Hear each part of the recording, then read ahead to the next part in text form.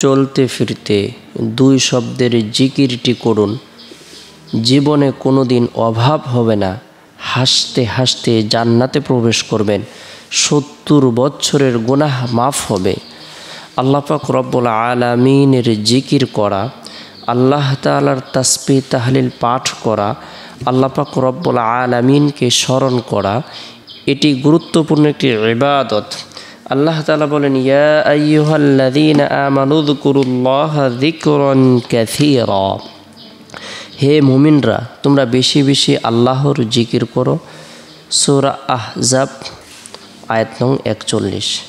সর্বদাই যে ব্যক্তি আল্লাহ তাআলার জিকির করবে, আল্লাহ পাক রব্বুল আলামিন তার পেরেশানিকে দূর করে দেবেন।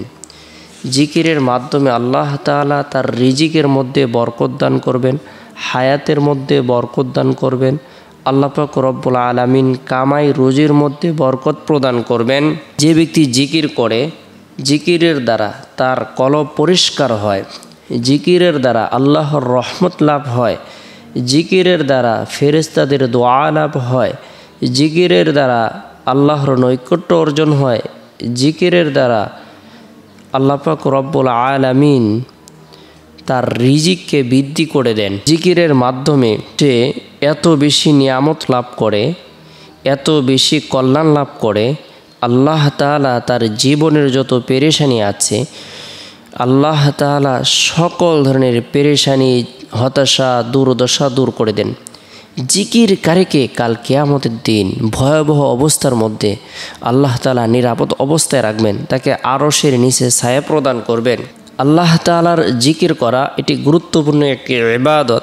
তাই আমরা চলতে ফিরতে, উঠতে বসতে দুই শব্দের ছোট্ট এই জিকিরটি যদি আমরা নিয়মিতভাবে করি, জীবনে কোনো দিন অভাব হবে না। জীবনের যত গুনাহ আছে, সগীরা কবিরা, জাহিরি বাতিনি, শিরিক বিদাত, ইচ্ছায় অনিচ্ছায়, গোপনে প্রকাশ্যে, সকল গুনাহ আল্লাহ পাক রব্বুল আলামিন মাফ করে দিবেন। জিকিরকারী হাসতে হাসতে জান্নাতে প্রবেশ করবে। সুবহানাল্লাহ।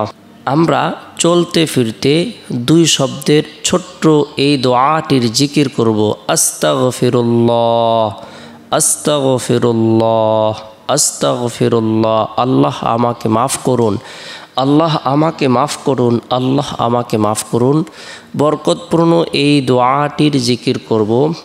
রাসূলুল্লাহ সাল্লাল্লাহু আলাইহি সাল্লাম ইরশাদ করেছেন, মান লাজিমাল ইস্তিগফার জাআলাল্লাহু লাহু মিন কুল্লি দায়িকিম মাখরাজাও ওয়া মিন কুল্লি হাম্মিন ফারজাও ওয়া রাযাকাহু মিন হাইসু লা ইয়াহতাসিব।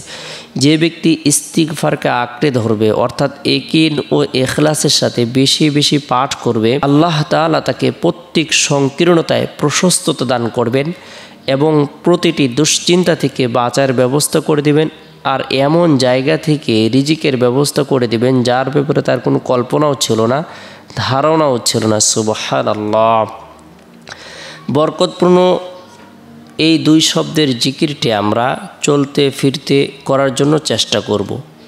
স্ত্রী সন্তানদেরকেও করার ব্যাপারে উৎসাহ প্রদান করব। তাহলে আল্লাহ তাআলা আপনার আমার জন্য যে নিয়ামতটি প্রদান করবেন, আপনার আমার জীবনের যত গুনাহ আছে, সগীরা কবিরা, সকল গুনাহ আল্লাহ তাআলা মাফ করে দেবে। যদিও আপনার আমার জীবনের গুনাহ 70 বছরের হয় না কেন, আপনার আমার জীবনের গুনাহগুলো মরুভূমির বালুকারাশি পরিমাণ হয় না কেন, পৃথিবীর সমস্ত দিন পরিমাণ হয় না কেন, পৃথিবীর সমস্ত রাত পরিমাণ হয় না কেন, পৃথিবীতে যত প্রাণীকুল রয়েছে, যত সৃষ্টি জীব রয়েছে, যত মাখলুকাত রয়েছে, সেই পরিমাণও হয় না কেন, তবু আল্লাহ পাক রব্বুল আলামিন মাফ করে দিবেন। তাই গুরুত্বপূর্ণ এই দোয়াটির জিকির আমরা চলতে ফিরতে করব। আল্লাহ তাআলা আপনাকে আমাকে সকলকে গুরুত্ব সহকারে দুই শব্দের এই জিকিরটি চলতে ফিরতে করার তৌফিক দান করুক।